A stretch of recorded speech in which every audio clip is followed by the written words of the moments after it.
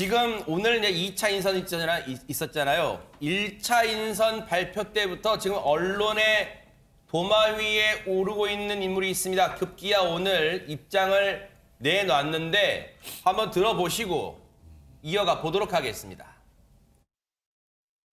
외과 의사로서 한 10년 전에 지역 일간지에 기고했던 글인데, 그건 이제 의료 문제에 있어서 그 시점에서 일어나는 가장 핫 이슈들에 대해서 쉽고 재미있게 풀어서 설명하는 그런 성격의 글이었습니다. 그렇지만은 그런 것들 때문에 혹시라도 지금 10년이 지난 지금의 상황에서 만일이라도 마음이 불편하시고 상처받으신 분들이 있다면은 대단히 죄송하게 생각을 합니다. 앞으로 정책적인 면에서는 매우 신중하게 임하겠습니다. 죄송합니다. 보건복지부 장관 후보에 지명이 된 정호영 후보자입니다. 윤석열 당선인과는 40년 지기 인연이 있대요. 친구래요. 경북대 병원장을 지냈대요. 그런데 배 소장이 어떤 칼럼이 지금 문제가 되고 있는 겁니까? 이게 이제 인사검증 때 상당한 논란이 될 수밖에 없을 것 같은데, 보건복지부 장관의 자리가 보건복지라는 정책적인 부분도 있지만 정서적인 부분이 상당히 중요하거든요. 공감, 또 여성복지와 관련해서 여성, 또 의료도 다 포함되어 있기 때문에 균형성도 중요한데, 이 매일신문에 대구 있는 소재하고 있는 매일신문입니다. 매일신문에 칼럼을 62개를 기고를 했는데, 이 결혼과 출산은 애국이다. 결혼과 출산은 애국이다. 그러니까 내용을 보면 결혼만으로 예비 애국자가 될 수가 있고, 출산까지 하면은 애국자의 반열에 오른다. 그러니까 저 같은 경우에는 애가 셋이니까 이제 애국 유공자가 되는 거죠. 그리고 이제 또 다른 칼럼에서는 여성 응시자가 채용할 때 사진 보정을 더 많이 한다. 근데 과연 이게 사실이 근거한 내용일까?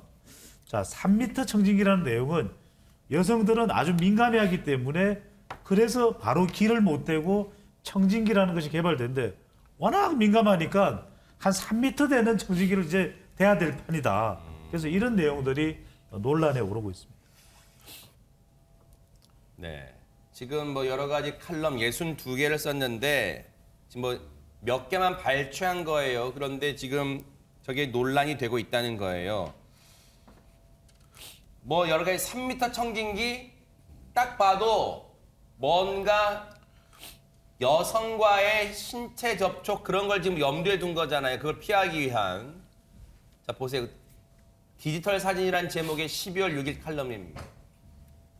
여자의 경우는 미모든 아니든 사진과 실물이 다른데 아마 자기가 원하는 모습으로 포샵을 한 모양이다. 포토샵을 한 모양이다.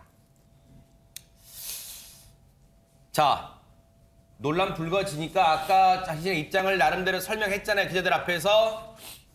민주당은 가만히 있지 않습니다. 민주당 얘기 들어보시고 이어가 보도록 하겠습니다. 결혼과 출산은 애국이고 암 치료의 특효약이다. 여성 환자 진료 3m 청진기로 손목에 실을 메어서 진맥해야 여성의 포샵이 심해서 도저히 기억할 수 없어. 불임과 성기능 저하는 노트북 때문이다. 이런 얘기는 저출생 문제를 다뤄야 하는 보건복지부 장관 후보자에서 나온 말들입니다. 여성에 대한 비아냥을 넘어서 여성을 출산의 도구로 여기는 인식에 아연 실색할 지경입니다. 내각은 지인을 모으는 학교 동아리 구성이 되어서는 안 됩니다. 윤석열 당선인은 지금이라도 정호영 후보자 지명을 재고하시기 바랍니다. 전희연 평론가님, 이 부분은 어떻습니까? 장관 자리에서 물러날 정도입니까? 어떻습니까? 저는 상당히 문제가 있다고 보는 것이 3m 청진기라는 것이 단순히 여성 환자들을 접촉할 때 조심해야 된다는 차원에서 나온 것이 아니고요.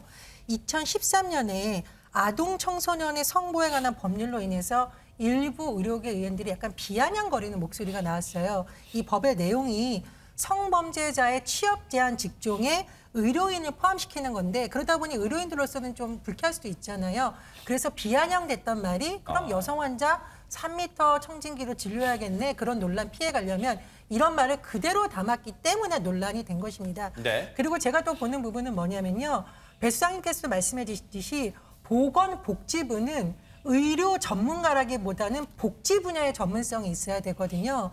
그러면 연금개혁 문제도 들어가지만 우리나라 지금 복지가 중요한 것이 코로나19로 인해서 양극화, 즉 어려운 소외계층에 대한 정서적 공감 능력이 있어야 되는 것이고요. 제가 또 하나 주목하는 부분이 있습니다. 우리가 우리 실생활에서 느끼지는 못하지만 사건만 나오면 화들짝하는 사건, 바로 아동폭력 문제거든요. 이런 것도 다 보건복지부에서 담당합니다. 네. 그럼 사회적 약자라든가 지금 우리 사회에서 대두되는 여러 가지 문제에 대한 인권 감수성이 매우 중요한데 그동안 쓴 칼럼을 보면 일부 의료인들이 하는 비아냥이라든가 또 여성에 대한 좀 왜곡된 시절을 그대로 글로 쓴 것이 아니냐는 논란이 계속 제기될 것으로 보입니다. 네. 이 논란이 앞으로 사그라들지 더 불거질지 한번 뉴스파이터도 따라붙어 보도록 하겠습니다.